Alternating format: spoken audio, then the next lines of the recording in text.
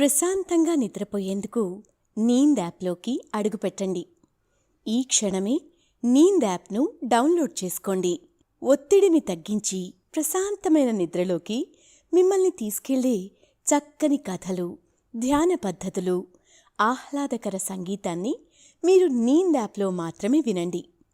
ఇవే కాకుండా పలు రకాల స్లీప్ ప్రోడక్ట్స్ అయిన sleep gummies, milk mix, sleep tea bags గురించిన సమాచారం తెలుసుకోవచ్చు. ఈ ప్రోడక్ట్స్కి మీరు బానిస అయ్యే అవకాశమే లేదు. వీటిని వాడడం వల్ల మీకు ఎటువంటి సైడ్ ఎఫెక్ట్స్ కూడా ఉండవు. సంపూర్ణంగా నిద్రపోయేందుకు ఇవి సహకరిస్తాయి. మీ నిద్రానుభవాన్ని మరింత మెరుగుపరుస్తాయి. నమస్తే, నా పేరు ఉమా. అమృత రచించిన నమ్మకద్రోహం అనే కథను ఈరోజు మీకు వినిపిస్తాను. ఈ రోజుల్లో మంచి అనే ముసుగును ధరించి నటించేవాళ్లను గుర్తించడం చాలా కష్టం. నమ్మినవారే నమ్మకద్రోహం చేస్తున్నారని కనిపెట్టడం ఎలా అనేది చాలా కష్టంతో కూడిన పని. నమ్మకద్రోహులను కనిపెట్టడం ఎలా? వారిని గుర్తించకపోతే ఏం జరుగుతుందో ఈరోజు ఈ సింహం రాజు కథ విని తెలుసుకుందాం. అయితే మనం కథలోకి వెళ్లే ముందు సౌకర్యవంతమైన స్థితిలోకి వెళ్దాం. మీకు ఇష్టమైన రీతిలో పడుకొని అన్ని లైట్లను ఆఫ్ చేసి మీ కళ్ళు మూసుకోండి. నెమ్మదిగా గాలి పీలుస్తూ పూర్తిగా లోతైన శ్వాస తీసుకొని వదలండి. ఈ ప్రపంచాన్ని, ఇవాల్టి జ్ఞాపకాలను మెల్లగా పక్కకు నెట్టి నిద్రలోకి క్రమంగా జారుకునే సమయమిది. మరోసారి నెమ్మదిగా గాలి పీలుస్తూ లోతైన శ్వాస తీసుకుని మీ శరీరంలోని ఒత్తిడిని బయటకు వదిలేయండి. ఇప్పుడు చేయాల్సిందల్లా విశ్రాంతి తీసుకోవడం, సేద తీరడం, మునుపటి స్థితికి రావడం. మీరు ఇప్పుడు మంచం మీద ఉన్నారు. రోజువారీ అలసట నుంచి మీ శరీరం విశ్రాంతి తీసుకుంటున్నట్లుగా మీకు అనిపిస్తుంది. కాళ్ల నుంచి మొదలుపెట్టి మీ అవయవాల్లోని ఒత్తిడిని ఒక్కొక్కటిగా బయటకు పంపించేయండి. మీకోసం అవన్నీ రోజంతా చాలా కష్టపడ్డాయి. కాబట్టి వాటికి విశ్రాంతి తీసుకునే అర్హత ఉంది. ముందుగా మీ పాదాల్లో మొదలైన విశ్రాంత అనుభూతి క్రమంగా మీ మోకాలి క్రింది భాగానికి చేరుతుంది. అక్కడి నుంచి మోకాళ్లలోకి ప్రవేశిస్తుంది. ఇప్పుడు మీ కాలి ఎగువ భాగాన్ని విశ్రాంతి తీసుకోనివ్వండి. ఈ విశ్రాంత అనుభూతి క్రమంగా మీ పొత్తి కడుపు నుంచి వెన్నెముక గుండా ఎగువ వీపు వరకు వచ్చి తరువాత ఛాతీలోకి ప్రవహిస్తున్నట్లుగా గుర్తించండి.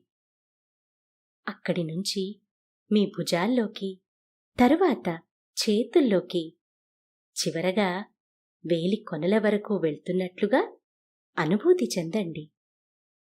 ఆపై మీ మెడ, తల, ముఖం వరకు ఆ అనుభూతి ప్రవహిస్తుంది.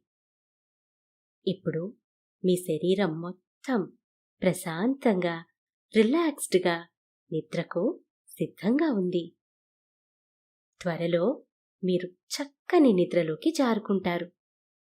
డ్రీమ్ల్యాండ్లో ప్రశాంతంగా ప్రయాణిస్తారు. ఈ ప్రయాణం ఉదయం వరకు కొనసాగుతూ ఉంటుంది. కాబట్టి మీరు కథను వింటున్నప్పుడు మీ శ్వాసను కూడా అనుసరించండి. అద్భుతమైన నిద్రానుభవం కోసం మీ శరీరం మొత్తానికి విశ్రాంతినిస్తూ స్థిరంగా ఉండండి. ఏమిటి, ఈరోజు అడవిలో జంతువుల కథ అనుకోకండి. అడవిలో జంతువులైనా, నగరాల్లో మనుషులైనా ఎవరికైనా సరిపోయే కథే ఇది. అసలు కథల్లో జంతువులను పెట్టడంలో రహస్యం ఏమిటంటే, ఒక కథలోని సారాంశం జంతువు ద్వారా మనిషికి సూటిగా చెప్పకుండానే చెప్పడం. ఒక రకంగా నొప్పి పెట్టకుండా సూది మందు ఇవ్వడం లాంటిదన్నమాట. ఈ కథ ఏదో అడవిలో జరిగినట్లే ఉన్నా రోజు మన జీవితంలోనూ ఇలాంటి పరిస్థితులు ఎదుర్కొంటూ ఉంటాం. అసలు నమ్మక ద్రోహం అంటే నమ్మినవారు మనం అనుకున్నట్లు కాక మన వెనకే గోతులు తవ్వారు అనుకోండి. వారికి చనువిచ్చిన మనదా తప్పు, లేక ఒకరు నమ్మారు కదా అని సందు తీసుకొని వారిని మోసం చెయ్యాలని అనుకున్న వారిదా? చాలా క్లిష్టమైన ప్రశ్న కదా ఇది. దీనికి సరిగ్గా ఆలోచిస్తేనే సమాధానం దొరుకుతుంది. సరే, ఒక చోట పనిచేసినప్పుడు ఎవరికి వారు త్వరగా ఎదిగిపోదాం అని అనేక మార్గాలు ఎంచుకుంటూ ఉంటారు. ఎవరికి ఏది మంచనిపిస్తే ఆ మార్గాన్ని ఎంచుకుంటారు. సరే, ఎవరి ప్రయత్నం వారు నిజాయితీగా చేస్తే సరిపోదు. పక్కవాడు తవ్విన గోతిలో పడకుండా ఉండాలి. ఇంకెవరినీ నొప్పించకూడదు. మీకిచ్చిన పనిని జాగ్రత్తగా పూర్తి చెయ్యాలి. నిజాయితీగా ఉంటే ఏ రోజుకైనా తగిన ఫలితం దక్కుతుందనే ఈ కథలో చూడండి. అనగనగా ఒక అడవి, పచ్చని చెట్లు, ఇప్పుడే వెళ్ళి ఈత కొట్టాలని అనిపించేలా జలపాతాలు, పక్షుల రాగాలు, తినాలనిపించే పళ్ళు, హాయిగా చల్లగా పలకరించే గాలి. వీటి మధ్య ప్రకృతి కొత్తగా పుట్టినట్లు ఆకర్షిస్తోంది. ఇలాంటి ఆహ్లాదంగా ఉండే అడవి అనేక కిలోమీటర్ల మేర వ్యాపించి ఉంది. ఎన్నో జంతువులు ఇక్కడ నివసిస్తూ ఉంటాయి. అలా అడవిలోకి నడుస్తూ లోపలికి వెళ్ళామో లేదో, దూరంగా ఉన్న కొలనులో నీరు తాగుతున్న ఒక నల్లటి ఏనుగు, దాని పక్కనే బుజ్జి ఏనుగు పిల్ల నీళ్లు తాగుతున్నాయి. ఆ బుజ్జి ఏనుగు నీళ్ళని తాగుతూ తన వంటి మీద పోసుకుంటూ ఆడుకుంటోంది. ఈలోగా అవతలి వైపు నుంచి ఇద్దరు వేటగాళ్లు తుపాకీలు పట్టుకొని నిశ్శబ్దంగా ఏనుగు దగ్గరకు వచ్చారు. ఏనుగు మీదకి వల వేయబోతుండగా అటువైపు వెళ్తున్న సింహం ఒకటి చూసింది. ఆ సింహమే ఆ అడవికి మృగరాజు, జంతువులన్నింటినీ పాలించే రారాజు. ఏనుగు మీద వల వేస్తుండగా సింహం అడవి దత్తరిల్లేలా గట్టిగా గర్జించింది. దాంతో వేటగాళ్లకి భయం వేసి వలని వదిలి పారిపోయారు. ఏనుగు కూడా సింహం వచ్చి తనని, తన బుజ్జి ఏనుగుని తినేస్తుందేమో అని భయపడుతూ పరుగు తీయబోయింది. అప్పుడు సింహం ఆగి, "ఓ ఐరావతమా, ఆగు! నిన్ను వలలో బంధిస్తున్నారని చూసి నిన్ను రక్షించడానికి నేను అలా గర్జించాను. వేటగాళ్ళని తరిమేయడానికి అలా చేశాను. కాని నేను నిన్నేమీ చెయ్యన్లే. హాయిగా నీళ్లు తాగండి" అని తన దారిలో తాను వెళ్ళిపోయింది. ఏనుగుకి అప్పుడే సింహం గురించి అర్థమైంది. సింహం రాజుగారు పేరుకే కాదు, గుణంలోనూ రాజేనని.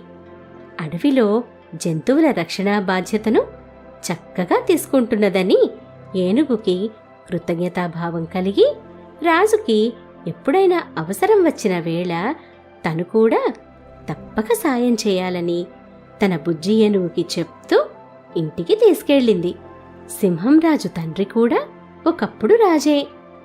తన చిన్నతనంలోనే తండ్రి దూరమవ్వడంతో తల్లి దగ్గర పెరిగి బలపరాక్రమంతో పాటు మంచి చెడు నేర్చుకున్నాడు. ఇప్పుడు రాజయ్యాక అడవిలో జంతువులని ఒక తండ్రిలా కాపాడుతానని తన తల్లికి ప్రమాణం చేసిన గొప్ప మనసున్న రారాజు. సింహంరాజు అడవికి ఒక మూల ఉన్న ఒక పెద్ద గుహలో నివసించేవాడు.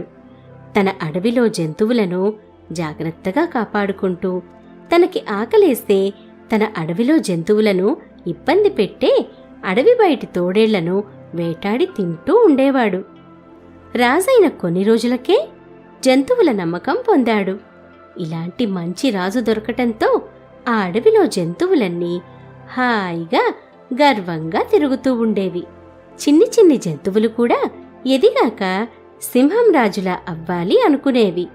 అంత ఆదర్శప్రాయంగా ఉండేవాడు సింహం రాజు. ఇంట్లో ఉన్న దొంగని ఎవ్వరూ పట్టుకోలేరన్నట్లుగా ఊరంతా తన మేలు కోరుతుంటే తన వెంటే ఉన్న 2 జంతువులు మాత్రం రాజుపై చెడు ఆలోచనతో కుయుక్తులు పన్నేవి. వాటిలో ఒకటి సింహానికి మంత్రి నక్క, అది గుంటలు తవ్వే మంత్రి. మరొకటి సింహానికి సేనాపతి, అది కుళ్ళుతో నిండి ఉన్న పులి. వీరిద్దరికీ రాజైపోదామనే ఆశ. ఒకరికొకరు తెలియకుండా రాజుకి కుడి భుజం ఎడమ భుజంలా ఉంటూనే రాజును దగ్గరగా గమనిస్తూ ఉండేవి. మంచి అవకాశం కోసం ఎదురుచూస్తూ సింహం ముందు వినయంగా కాలం గడుపుతూ ఉండేవి. అయితే పులికి కొన్నాళ్లకి ఓపిక నశించింది. ఒకవైపు అడవిలో సింహానికి మంచి పేరు వచ్చి రాజుపై నమ్మకం పెరిగి జంతువులు ఏ సమస్య వచ్చినా సింహం దగ్గరికి వచ్చి సాయం కోరేవి. సింహం కూడా వెంటనే సాయం చేస్తూ, ఆపదలో ఉన్నవారికి వెంటనే సాయం చేస్తూ దగ్గరవుతూ ఉండేది. ఇలాగే వదిలేస్తే సింహాన్ని తప్పించడం కుదరదు. నేను రాజునవ్వాలన్న కోరిక తీరదు. అందరి దృష్టిలో సింహం భగవంతుడైపోకముందే నేను ఏదో ఒకటి చెయ్యాలి అనుకుంది పులి. నక్కేమన్నా తక్కువ ఆలోచనలో ఉందా? మంత్రి పదవిలో ఉంటూ వచ్చే జంతువులను గమనిస్తూ వాటిని రాజు దగ్గరికి చేరకుండా మాయమాటలు చెప్తూ ఉండడం మొదలుపెట్టింది.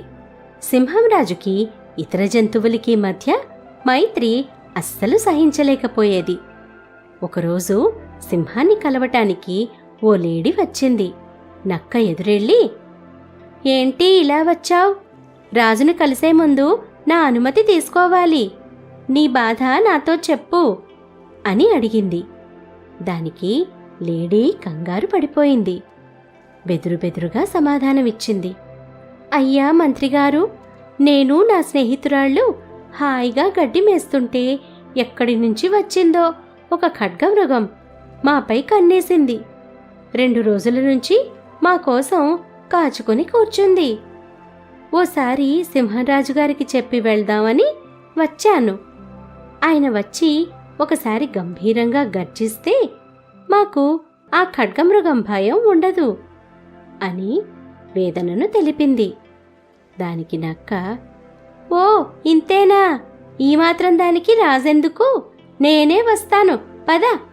ధైర్యం చేసి ఒక్కదానివే భలే వచ్చావే అని దాని వెనక వెళ్తూ దారిలో ఆ లేడిని చంపి తినేసింది నక్క. జరిగిందంతా గమనిస్తూ వచ్చింది పులి. ఏంటి నక్క మంత్రిగారు, అమాయకపు లేడిని రాజు దగ్గరికి పోనివ్వకుండా అలా తినేశారు? ఆకలేసిందా లేదా కడుపు మండిందా? పర్లేదు చెప్పండి, వీలైతే నేను సాయం చేస్తా. మీ గురించి రాజుకు చెప్పేవాడినే అయితే రాజు దగ్గరికి పోకుండా ఇలా మీ వెంట రానుగా అంటూ నక్క అసలు ఉద్దేశం ఏంటో తెలుసుకునే ప్రయత్నం చేసింది పులి. నక్క ఏ ధ్యాసలో ఉందో దాని మనసులో మాట చెప్పేసింది. ఏం చెప్పను పులి సేనాపతి, ఎంతకాలమని రాజుకి మంత్రిలా ఉండేది? నిజానికి రాజుకి నా సలహాల వల్లనే ఇంత పేరు వచ్చింది. నేను ఊరుకుంటే నన్ను పక్కన పెట్టేసేలా ఉన్నాడు రాజు. అసలే ఇప్పుడు అడవిలో జంతువుల పాలిట ఆపద్బాంధవుడయ్యాడు. ఆయన పక్కన ఉంటే స్వేచ్ఛగా నాకు నచ్చిన జంతువుని కూడా తినలేను. పైగా ఈ జంతువులను చూస్తే నోరు ఊరుతూ ఉంటుంది నాకు. అందుకే ఇలా దొరికిన దాంతో సర్దుకుపోతున్నాను. మీరు నిజంగా నాకు సాయం చేయాలనుకుంటే నన్ను రాజును చెయ్యండి.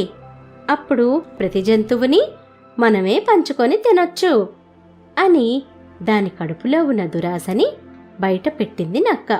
అప్పుడు పులి, ఓ తప్పకుండా, అసలు నాకు నీ ఆలోచనలో తప్పేమీ కనిపించట్లేదు.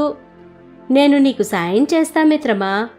ఎలా అయినా సింహాన్ని చంపేసే మార్గం ఆలోచించి నిన్ను రాజుని చేస్తా. అప్పుడు మరి నాకు కూడా ఇలా మాంసంలో భాగాలివ్వాలి. మరి ఇద్దరం కలిసి పంచుకుందాం అని తనకేమీ వేరే ఉద్దేశం లేనట్లుగా సమాధానమిచ్చింది పులి. నక్క సంతోషానికి అవధుల్లేకుండా పోయింది. లేచిందే లేడికి పరుగన్నట్లు తక్కువ సమయంలో రాజైపోవాలనే పథకాన్ని వేసేంతవరకు నక్క పులి పడుకోలేదు. నక్క ఎంత జిత్తుల మారిదైనా పులి ఉద్దేశం కనిపెట్టలేదు. పులి తనకి మించిన ఆశావాదని తెలుసుకోలేకపోయింది నక్క. మరోవైపు పులికి నక్క ఆరాటం అర్థమైంది. నేనే అనుకుంటే ఇది నాకన్నా భలే తొందరలో ఉంది అనుకుని నక్కని పిలిచి తాను వేసిన పథకం గురించి చెప్పింది పులి. ఇద్దరూ కలిసి ఓ రోజంతా ప్రణాళిక సిద్ధం చేసుకొని సింహం అడ్డు తొలగించటానికి వ్యూహం ఆలోచించాయి. మరుసటి రోజు సింహం అడవి బయట వేటకి బయలుదేరింది. సింహానికి తోడుగా నక్క కూడా వెళ్ళింది. వేటకి వెళ్లి అలసిపోయిన సింహానికి దాహం వేసింది. ఒక పెద్ద సరస్సు దగ్గరికి వెళ్లి నీళ్లు తాగబోతుంటే నక్క ఆపి, ఆగండి ఆగండి రాజా, అందులో వేటగాళ్లు 2-3 సార్లు విషం కలపడం చూశాను. ఎందుకైనా మంచిది, వేరే ఇంకో చోట నీళ్లు తాగండి. అయినా కాస్త దూరంలో ఒక మనోహరమైన చిన్న కొలను ఉంది. అందులో నీళ్లు స్వచ్ఛంగా నిర్మలంగా ఉంటాయి. కాస్త లోపలికెళ్ళాలి అంతే. నాతో రండి, నేను తీసుకెళ్తా అని వెంట తీసుకెళ్ళింది. నక్క చెప్పినట్లే ఆ కొలనులో నీళ్లు చాలా స్వచ్ఛంగా నిర్మలంగా కనిపించాయి. సింహాన్ని ఆ కొలను లోపలికి వెళ్లి నీళ్లు తాగమంది నక్క.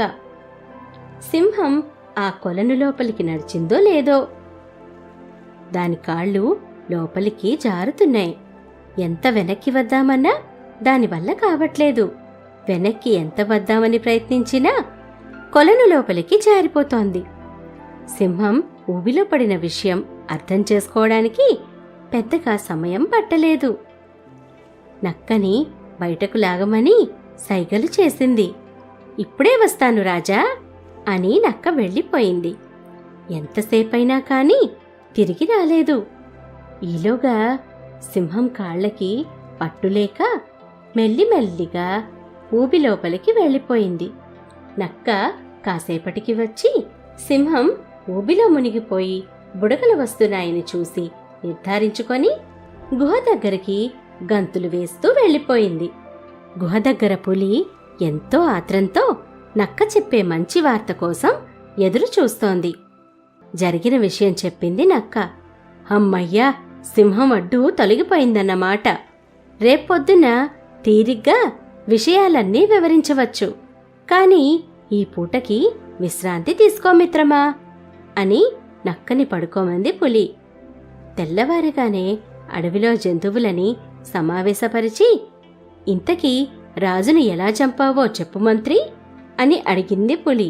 తను చేసింది ఎంతో ఘనతతో వివరంగా ఏదీ వదలకుండా చెప్పింది నక్క. రాజుగారిని చంపిన నువ్వు రేపు నన్ను చంపవని నమ్మకం ఏంటి అంటూ నక్కని తన గోళ్లతో రక్కుతూ చంపేసి తనని తానే రాజుగా ప్రకటించుకుంది పులి. ఇంకెవరైనా నా మాట కాదన్నా, నాకు వ్యతిరేకంగా ఉన్నా వారిని ఇలానే చంపి తినేస్తా. ఇక నుంచి నేనే మీ రాజుని, నా మాటే శాసనం అని అక్కడున్న జంతువులని బెదరగొట్టింది పులి. ఎంతో కాలం నుంచి అది కన్న కల ఈ రోజున నెరవేరిన సంతోషంలో మునిగి తేలుతూ ఉంది ఆ పులి. కాని ఆ పులికి రానున్న ముప్పు గురించి తెలియలేదు. నక్క వెళ్ళిపోయిన తర్వాత సింహం తన శక్తినంతా కూడదీసుకొని ఊబిలోంచి తల బయటకు పెట్టి గర్జించింది. ఆ గర్జన విని తమ రాజు కష్టాల్లో ఉన్నాడని అర్థం చేసుకున్న ఏనుగు పరుగున ఊబి దగ్గరకు వచ్చింది. తనను ఓనాడు కాపాడిన రాజు ఈరోజు ఊబిలో చిక్కుకుపోయాడని తెలిసి కంగారు పడింది. వెంటనే తన తొండంతో దగ్గర్లోని వెదురుకొమ్మను కిందికి వంచింది. దాన్ని సింహం తన దంతాలతో గట్టిగా పట్టుకునేటట్లుగా అందించింది. సింహం రాజా, మీ శక్తినంతా ఉపయోగించి ఆ వెదురుకొమ్మను పట్టుకోండి.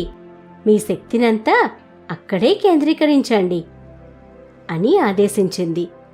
అప్పటికే అపస్మారక స్థితిలోకి వెళ్ళడానికి సిద్ధంగా ఉన్న సింహానికి కొంచెం కొంచెం ఏనుగు మాటలు వినిపిస్తున్నాయి. గట్టిగా పట్టుకోండి అనే మాట వినిపించింది. బతుకు మీద ఆశతో సింహం తన శక్తినంతా కేంద్రీకరించి వెదురుని గట్టిగా పట్టుకుంది. ఏనుగు తన తొండంతో వెదురుని ఒక్కసారిగా వదిలింది. ఒక్కసారి స్ప్రింగ్ లాగా పైకి లేవడంతో ఆ బురదలోంచి సింహం బయటకొచ్చింది. ఆ వెదురు కర్రకు వేలాడుతూనే ఉంది. వెంటనే ఏనుగు మళ్లీ వెదురుని వంచి వేరే దిశలో తిప్పుతూ ఒడ్డు మీదకు సింహాన్ని తీసుకొచ్చింది. ఒడ్డును చూడగానే తన దంతాలను వదులు చేసిన సింహం ఒక్కసారి నేలమీద పడింది. ఈలోగా ఏనుగు పరిగెత్తుకెళ్లి పక్కనే ఉన్న చెరువులో నీటిని తన తొండం నిండా నింపుకొని వచ్చింది. సింహం మీద వాటిని కుమ్మరించింది. తొండంలో చివరగా ఉన్న నీటిని తాగడానికి అందించింది. నీటిని తాగడంతో శక్తిని పొందిన సింహం మెల్లగా అడుగులు వేసుకుంటూ ఆ చెరువు వద్దకు వెళ్లి జలకాలాడి కొత్త శక్తితో ఒడ్డుకు చేరుకుంది. అక్కడే కూర్చుని తనకి జరిగిన ద్రోహాన్ని తలుచుకొని బాధపడింది. ఏనుగుని దగ్గరకు పిలిచింది. అప్పుడెప్పుడో వేటగాళ్ల నుంచి కాపాడినందుకు ఈరోజు గుర్తుపెట్టుకొని నన్ను కాపాడావు. నీలాంటి మేలు కోరేవారు ఉన్నంతవరకు నాకేమీ కాదు అన్న నమ్మకం కలిగింది అంది సింహంరాజు. అయితే సింహం ఊబిలోకి ఎలా వచ్చిందో ఏనుగు తెలుసుకొని, రాజా, ఇటువైపు ఏ జంతువులు రావు. ఇక్కడ ఊబి ఉన్న విషయం దాదాపు మా అందరికీ తెలుసు. అయినా నక్క మిమ్మల్ని ఇక్కడికి తెచ్చిందంటే ఏదో జరుగుతోంది అని సందేహం వ్యక్తపరిచింది. ఇంకేముంది మిత్రమా, ఆ నక్క నా పక్కనే ఉంటూ నాకు వెన్నుపోటు పొడిచింది. ఇప్పుడే వస్తానని ఎంతసేపైనా తిరిగి రాలేదు. అప్పుడే గాని దాని అసలు రంగు నాకు తెలియలేదు. ఇప్పుడే వెళ్ళి దాని సంగతి చూస్తాను అని బయలుదేరిన సింహాన్ని ఆపింది ఏనుగు. రాజా, శాంతించండి. విషయం నేను పూర్తిగా తెలుసుకుంటాను. అప్పుడు మీరు వెళ్ళవచ్చు. అందాక మా ఇంట్లో ఉండండి అని సింహాన్ని తనతో తీసుకెళ్లి ఆశ్రయమిచ్చింది ఏనుగు. ఆ తర్వాతి రోజే పులి అన్ని జంతువులను సమావేశపరిచింది. ఆ సమావేశానికి ఏనుగు కూడా వెళ్ళింది. ఆ సమావేశంలోనే పులి నక్కను అందరి ముందు చంపి తనని తాను రాజుగా ప్రకటించుకుంది. ఈ విషయం తెలుసుకొని వెంటనే వచ్చి సింహానికి వివరించింది. ఓహో, పులి కూడా నాకు నమ్మకద్రోహం తలపెట్టిందన్నమాట. నిన్న నువ్వు ఆపి ఉండకపోతే నక్కను చంపినా పులి నన్ను ఎలాగైనా చంపే మరో ప్రణాళికను సిద్ధం చేసుకునేది. ఇప్పుడు దాని బండారము బయటపడింది. ఇంతకాలం నా పక్కన ఉంటూనే నా వెనక గోతులు తవ్వారన్నమాట వాళ్ళిద్దరూ. కాని నా పక్కనే ఉంటూ నాకు గోతులు తవ్వుతున్నారని ఏమాత్రం అనుమానం రాలేదు. నేను ఇంత మూర్ఖుడిలా ఎలా ఉన్నాను అని చింతించాడు సింహంరాజు. దానికి ఆ ఏనుగు, అంతేకాదు రాజా, నేను మిగతా జంతువులతో సమావేశానికి వెళ్ళినప్పుడు తెలిసింది. మాకన్నా అమాయకపు జంతువులు మీ దగ్గరికి రానివ్వకుండా నక్క అడ్డుకొని వాటిని కూడా చంపి తినేసిందని. ఆ రెండు మిమ్మల్ని మాకు దూరం చెయ్యాలని ప్రయత్నించాయి. వారి ద్వారా కాకుండా మీరే స్వయంగా మా జంతువులను కలిసి మా క్షేమం తెలుసుకుంటారని ఎదురు చూసి ప్రాణాలు పోగొట్టుకున్న జంతువులెన్నో. కొన్ని జంతువులకు మాయమాటలు చెప్పి మోసం చేసి చంపేసేది నక్క అని తనకి తెలిసిన విషయాలను ఉన్నవి ఉన్నట్లుగా రాజుకు చెప్పేసింది ఏనుగు. ఇవేవీ నాకు తెలియదు మిత్రమా, నాతోరా, ఇప్పటికే చాలా ఆలస్యం అయింది. ఇక నా అడవిని, నా వారిని ఆ పులి దురాశ నుంచి కాపాడాలి అని ఏనుగుతో కలిసి సింహం గుహ వైపు పరుగు తీసింది. గుహలో తనకు తాను రాజయ్యి ఏ జంతువుని ఎలా తినాలి, రాజు పదవిలో ఎలా వ్యవహరించాలి, జంతువులను ఎలా బెదిరించాలి అని సాధన చేసుకుంటోంది పులి. ఈలోగా అడవంతా దద్దరిల్లేలా గర్జిస్తూ వస్తున్న సింహం అలికిడి విన్న పులికి గుబులుగా అనిపించి గుహ బయటకు వచ్చి చూసింది. ఎంతో దూరంలో లేని సింహాన్ని చూసి పులి గుండె జారింది. కాళ్ళు చేతులు వణికాయి. సింహం ఒక్కసారిగా పంజా విప్పుతూ పులి వైపుకు దూకింది. అప్పుడు పులి రండి రాజా, మీరు 2 రోజులైనా రాలేదని జంతువులు భయపడి వాటికి రక్షణ ఇవ్వమని నన్ను ప్రాధేయపడ్డాయి. వాటి బలవంతం వల్ల నేను రాజయ్యి వీటి బాధ్యత తీసుకోవాల్సి వచ్చింది. మీరు బ్రతికే ఉన్నారా అంటూ అప్పటికప్పుడు సమయానికి తగిన కథను అల్లేసి చెప్పేసింది పులి. పులి మాటలు విని కన్నెర్ర చేసి తనను ఎంత మోసం చేసి నమ్మకద్రోహం చేశారో తెలిసిందనే విషయానికి సూచికగా అడవి మొత్తం ప్రతిధ్వనించేలా గర్జిస్తూనే ఉంది సింహంరాజు. పులికి భయం వేసింది. నోట మాట ఆగింది. ఈలోగా సింహం గర్జన విన్న అడవిలో జంతువులు పరుగున గుహ దగ్గరికి వచ్చి తమ రాజు బ్రతికే ఉన్నాడని ఎగిరి గంతులేశాయి. ఏనుగు అప్పుడు, మనకి ఆప్తుడైన రాజుని మనకి కాకుండా చేసిన ఈ పులిని ఏం చెయ్యాలి అని జంతువులను అడిగింది. చంపేయాలి అని అన్ని జంతువులు ఏకధాటిగా అరిచాయి. అప్పటికే తను చేసిన పనికి సింహం ముందు మొహం చెల్లక సిగ్గుతో చచ్చిపోయింది పులి. సింహంరాజు గారు అప్పుడు పులితో, ఏ నాకెవరూ లేరనుకున్నావా? నాకేం తెలీదనుకున్నావా? మీరు నన్ను వాళ్ళకి దూరం చెయ్యాలనుకున్నా మీ అసలు రంగు తెలిసింది. చూడు, ఎంతమంది ఈ రోజున నా వెనకున్నారో. ఇంతకాలం నా పక్కనే ఉంటూ నాకు గోతులు తీసిన నక్కని ఎలాగో నువ్వే చంపేశావు. నేను కనిపించగానే మరో కథ అల్లావు. ఈ లెక్కన ఆ నక్క నువ్వు నాకు ఎన్ని కథలు చెప్పుంటారో. ఇక నిన్ను చంపటం మిగిలింది.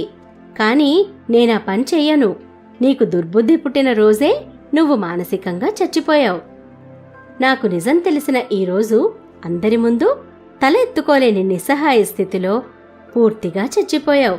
నువ్వు చచ్చినా బ్రతికినా ఒక్కటే. ఈ అడవిని వదిలి నా కంటికి కనిపించని దూరానికి వెళ్ళిపో. ఇంకెప్పుడైనా కనిపిస్తే నేను కాదు, నా అడవిలోని జంతువులే నిన్ను చంపుతాయి అని సింహంరాజు ప్రాణభిక్ష పెట్టింది పులికి. పులి వెళ్ళిపోయాక అన్ని జంతువుల ముందు సింహం ఏనుగుని మెచ్చుకొని మంత్రిని చేసింది. ఇకపై ఎవరైనా తనని కలిసి ఏ అసౌకర్యం ఉన్నా నేరుగా చూపొచ్చని చెప్పింది సింహం. అంతేకాక తనలా అందర్నీ గుడ్డిగా నమ్మవద్దని, చేసే పనిలో ఫలితం ఆశించకుండా చేసేదే నిజమైన పనని తెలియచేసింది. రాజుగారి మాటలు ఆ రోజు జరిగిన సంఘటనతో జంతువులన్నీ తమ జీవితంలో వెలుగు నింపే ఒక కొత్త ఉదయాన్ని చూశాయి. ఇక ఆ అడవికి తిరిగి మంచి రోజులొచ్చాయి. సమస్య వస్తే రాజు దగ్గరికి వెళ్లే ముందు ఏనుగులా ఆలోచించాలి అనే ధైర్యం తెచ్చుకొని హాయిగా ఉండసాగాయి. పులి ఇంకెప్పుడూ అటువైపు రాలేదు. అప్పట్నుంచి అడవిలో జంతువులన్నీ సంతోషంగా జీవించాయి. కథ ముగిసింది. మీరు కూడా సంతోషంగా ప్రశాంతంగా నిద్రలోకి జారుకోండి.